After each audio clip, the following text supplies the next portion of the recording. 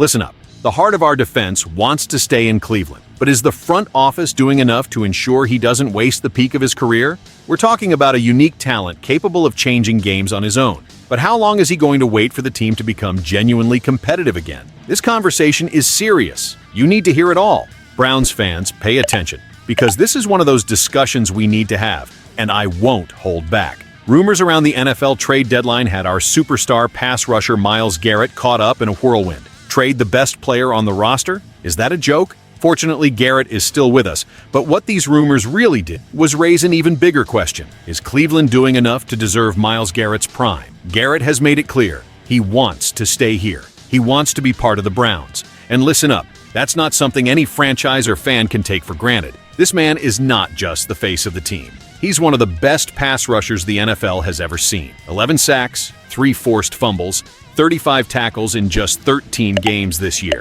Absurd numbers. And what are we doing as an organization to turn this generational talent into a team that truly competes for titles? Owner Jimmy Haslam has publicly expressed confidence in the leadership of Andrew Berry and Kevin Stefanski, and Garrett, being the professional he is, has reaffirmed his faith in these guys. He said, and I quote, "As long as things are going the way they are, I want to be here. I'm happy to play for Cleveland." You know what I hear in that?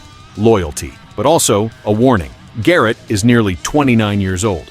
He's in the prime of his career right now. And if the organization doesn't treat this with the urgency it deserves, if we don't start competing for real, that prime will pass, and we, the fans, will be left watching our greatest talent waste away without achieving anything that truly matters.